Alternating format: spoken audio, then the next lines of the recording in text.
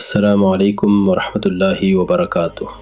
Aujourd'hui, je veux t'inviter à faire quelque chose de rare, prendre le temps de réfléchir.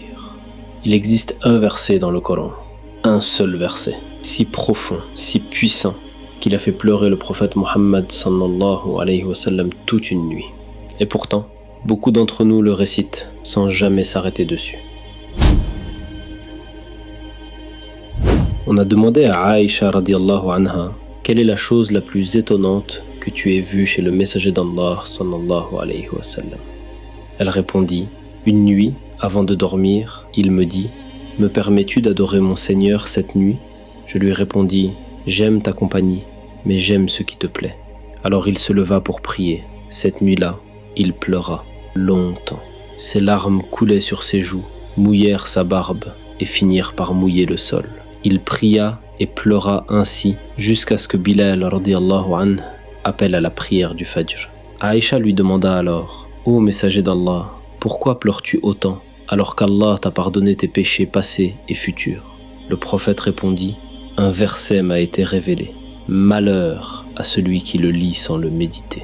Ce verset est le suivant: certes, dans la création des cieux et de la terre, et dans l'alternance de la nuit et du jour, il y a des signes pour les doués d'intelligence. Sourate Al-Imran, verset 190.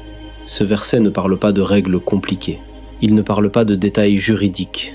Il parle de regarder, de réfléchir, de prendre conscience. Et pourtant, combien regardent le ciel sans vraiment voir?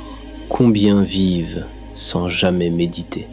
Nous sommes entourés de signes, mais nos cœurs sont souvent distraits. Allah nous rappelle aussi notre propre création.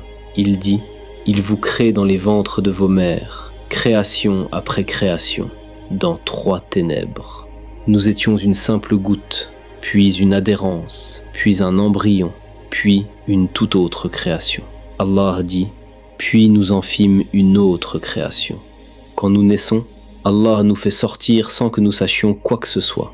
Puis il nous donne l'ouïe, la vue et l'intelligence. À l'intérieur de ton corps, ton sang circule dans près de 90 000 km de vaisseaux sanguins, 2 fois le tour de la Terre, à l'intérieur de toi. Des milliards de cellules travaillent sans arrêt. Elles obéissent parfaitement. Mais l'être humain, lui, oublie souvent celui qui l'a créé. Regarde maintenant le ciel. Le soleil paraît proche, mais il est à 150 millions de kilomètres.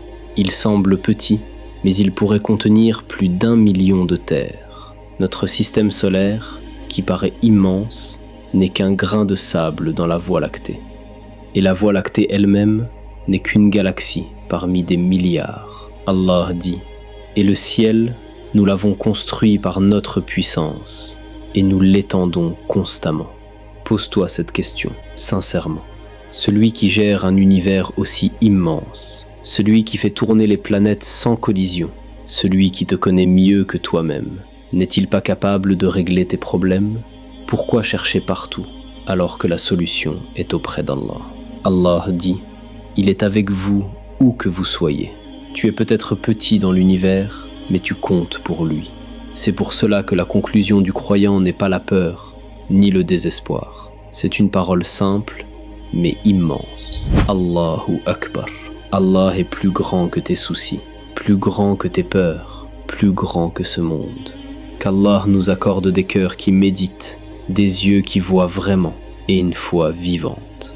Assalamu alaikum wa rahmatullahi wa barakatuh.